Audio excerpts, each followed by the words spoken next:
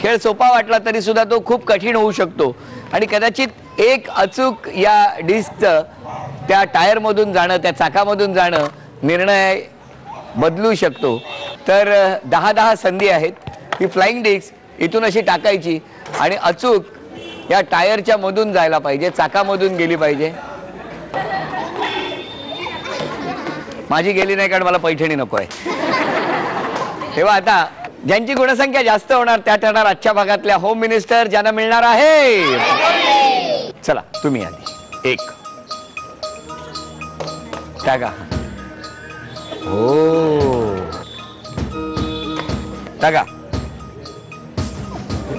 हा महत्वाचा नियम, तुमची रिंग तुमच्याच चाकातून जायला पाहिजे, कळलं? आणि तुमची तुमच्या, नाही तर इकडची जाऊन तिकडे गेली आणि गेली म्हणून बोंब करायची नाही। चला 3 4 एक निर्णय बदलणार आहे। 5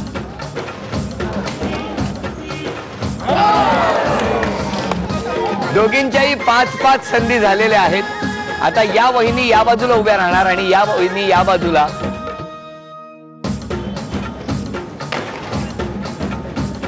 हा टाका। 1 टाका।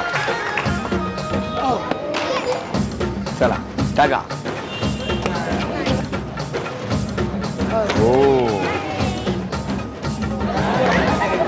1 मिनिट, त्या उभ्या आहेत त्यांच्याशी काही भांडण आहे का तुमचं? नाही। आता ऐका, ही अत्यंत महत्वाची आहे, कारण ही जर रिंग अचूक म्हणजे त्या रिंग मधून जर गेली तर बरोबरी होणार आणि दोघींना आणखी 10-10 संधी मिळू शकतात। पण जर नाही गेली तर एक या गुणसंख्येची आघाडी घेऊन या वहिनी विजेत्या होणार। बघूया काय होणार। खूप छान प्रयत्न केला होता, पण शेवटच्या क्षणी जे झालं ते आपण सगळ्यांनी बघितलं। निकाल आपल्या समोर आहे। उपविजेत्या ठरल्या बेलसरे वहिनी। बेलसरे वहिनींना झी मराठीकडून ही भेटवस्तू अभिनंदन।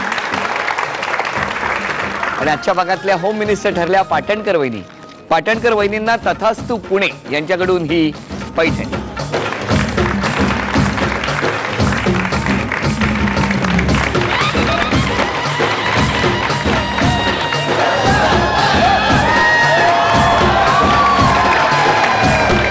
Kalpataru cooperative housing society Khopoli इथे रंगलेला होम मिनिस्टरचा आजचा भाग इथे संपतो आहे।